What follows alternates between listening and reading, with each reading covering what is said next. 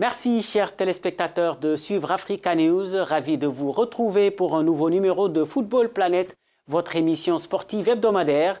Mon nom est Wahani Johnson Sambou et nous serons ensemble pendant une dizaine de minutes pour partager la passion du football et surtout de la Coupe d'Afrique des Nations dans sa dernière ligne droite. Tout de suite, les titres. Au sommaire de cette émission, des favoris à terre, des outsiders dans le dernier carré. La Coupe d'Afrique des Nations au Gabon 2017 nous aura réservé des surprises jusqu'au bout. Les affiches des demi-finales nous en disent long sur les grands bouleversements de cette compétition. Grosse fenêtre sur la désillusion du Sénégal devant le Cameroun. Dans cette émission, un entretien avec Kouadio Georges, ancien entraîneur des éléphants de Côte d'Ivoire, qui nous parlera justement de l'élimination des champions d'Afrique en titre dès le premier tour. Sorcier blanc, expertise locale, le débat, l'éternel débat sur les entraîneurs a encore refait surface au Gabon. Vous verrez dans cette émission ce qu'en pensent les principaux concernés. Et puis nous terminerons cette émission tout en images dans la rubrique La Semaine en images. Bienvenue dans Football Planet. Décidément, la Coupe d'Afrique des Nations 2017 est celle des grosses surprises. Après le pays hôte, le Gabon, qui n'en est pas une du reste, et le tenant du titre, la Côte d'Ivoire, c'est au tour du Sénégal, un autre grand favori du tournoi, de passer à la trappe. Les Lions de la Teranga ont été sortis en quart de finale samedi par une vaillante et surprenante équipe camerounaise. Une répétition de l'histoire. En 2002, le Sénégal avait perdu devant ce même Cameroun en finale et à la série des tirs au but. Ironie de l'histoire, c'est Aliou Cissé, l'actuel entraîneur des Lions de la Teranga, capitaine à l'époque, qui avait raté le dernier penalty, tout comme l'ancienne star de l'équipe El Hadji Diouf. Ça réveille forcément des souvenirs, de mauvais souvenirs qui contrastent avec la joie des supporters camerounais. Regardez. Je suis vraiment très content et je ne sais pas quoi dire. Et je manque même les mots vraiment pour exprimer ma joie vraiment de Dieu. Cette soirée vraiment me fait vraiment plaisir. Et j'espère qu'on ira jusqu'en finale. Jusqu'en finale. Le Sénégal est déjà dans la sauce. Il faut seulement dernier les petits condiments pour compléter le reste. Nous, les supporters camerounais, on vient de loin. Une très grande province comme le Ouelolo. Nous supporters notre équipe et ils ont gagné. On est très contents. Vraiment, ce match était trop dur. C'était très difficile. Mais on a déjà doté le Sénégal. Le Cameroun a déjà doté le Sénégal. Là, on a une victoire. Je suis très triste, comme le reste de l'équipe. Je pense que tout le monde doit maintenant prendre le temps de s'asseoir et de réfléchir à la prochaine étape. Et je pense que la prochaine étape, c'est la qualification pour le mondial. Nous devons être prêts pour cela. Quand le gardien a arrêté le penalty, je me suis dit non, j'espère que ça ne va pas recommencer encore. C'est perdu, ça a recommencé encore. Donc c'est comme ça. Donc vraiment déçu ce soir. Vraiment une grosse déception parce que je pense que le football, ça se joue à deux. Aujourd'hui, je ne crois pas que le Cameroun est vraiment joué. Aliou Cissé, entraîneur du Sénégal, abattu par cette élimination de son équipe qui est tombée de haut, de très haut. Un véritable coup de massue pour les Lions de la Teranga au palmarès vierge et qui espéraient briser la malédiction cette année. Nous avons justement en ligne Khalifa Babacar Ndiaye, coordonnateur de la rédaction sportive du quotidien Le Soleil de Dakar, actuellement à Franceville. Bienvenue dans Football Planet, Monsieur Ndiaye. Le Sénégal, grand favori de cette CAN, a été éliminé en quart de finale. On a vu un Aliou Cissé abattu, des joueurs effondrés. Vous les comprenez? Oui, parfaitement. Je comprends cette réaction des joueurs et de leur coach parce que, comme vous dites, ils étaient attendus pour aller, ne serait-ce qu'en finale. Mais là, ils se font virer dès les quarts de finale. C'est forcément une déception pour eux. C'est une déception aussi pour tous les Sénégalais qui pensaient que, pour une fois, l'équipe était taillée pour aller au bout. Mais malheureusement, un quart de finale, elle n'a pas été à la hauteur. Et vraiment, c'est dommage.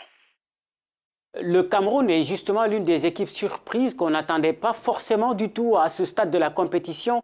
Que pensez-vous justement de ces demi-finales? Les demi-finales, je pense que ce dernier quatuor, c'est le quatuor que personne n'attendait parce que je pense au début, absolument personne n'osait parier un sou sur ces quatre équipes qu'on a vues à l'arrivée. Peut-être le Ghana, forcément parce que c'est un habitué du dernier carré, parce que c'est la 6e fois d'affilée qu'il se qualifie quand même.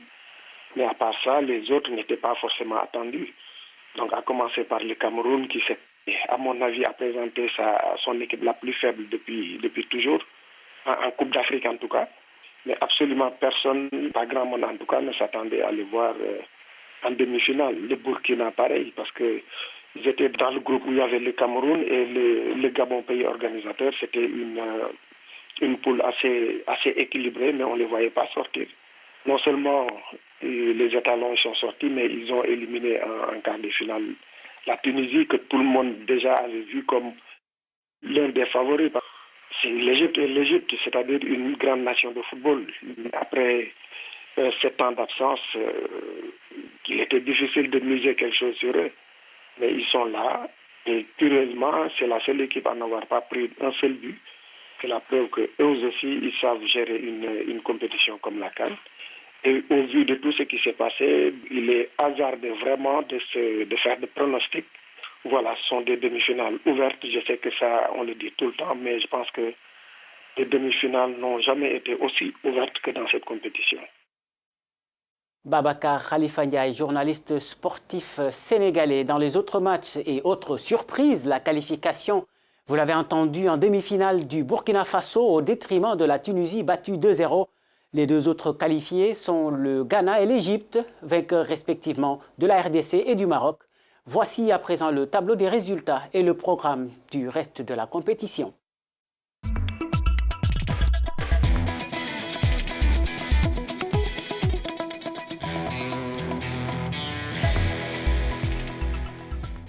Vous l'avez vu, on s'achemine donc vers des demi-finales explosives et indécises pour la succession de la Côte d'Ivoire. Les éléphants qui ont été l'une des grosses déceptions de cette CAN, éliminés dès le premier tour. Une grosse surprise. Voyons maintenant ce qu'en pense Kouadio Georges, ex-sélectionneur de l'équipe nationale de Côte d'Ivoire. Salut coach, êtes-vous d'accord avec ceux qui pensent que cette élimination des éléphants est une surprise? L'élimination de l'équipe nationale de Côte d'Ivoire est une grosse surprise pour nous. Pour moi particulièrement, parce que j'estime que nous avons les hommes qu'il faut pour pouvoir aller au second tour et même encore pouvoir briguer le podium. Coach, comment expliquez-vous cette débâcle? Je pense que cette élimination, à vouloir l'expliquer, c'est se passer pour des experts plus que le Seigneur, plus que Dieu. C'est vrai que c'est une équipe qui est constellée de bons joueurs, de joueurs de haut niveau. Malheureusement, on n'a pas pu avoir l'esprit d'équipe qu'il faut et l'orgueil réel qu'il faut pour pouvoir aller un peu plus que ce que nous avons montré. Le problème, il n'est pas un problème tactique ni technique, il est un problème psychologique. Il faut que les garçons sachent qu'ils sont une équipe à battre en Afrique, à eux de faire le travail. Mais faire le boulot, c'est d'avoir un orgueil réel permettant aux uns aux autres de pouvoir aller un peu plus qu'ils savent le faire en club. C'était donc Kouadio Georges, ancien entraîneur de l'équipe de Côte d'Ivoire, joint depuis Abidjan. C'est un sujet qui passionne les débats depuis plusieurs décennies. Les équipes africaines doivent-elles s'appuyer davantage sur l'expertise locale ou continuer à faire confiance aux techniciens européens, communément appelés des sorciers blancs? La CAN de cette année n'a pas dérogé à la règle. La question a été posée à plusieurs sélectionneurs nationaux. Voici ce qu'ils en pensent. C'est triste à dire. Peut-être qu'en Afrique, on ne croit pas assez aux entraîneurs locaux.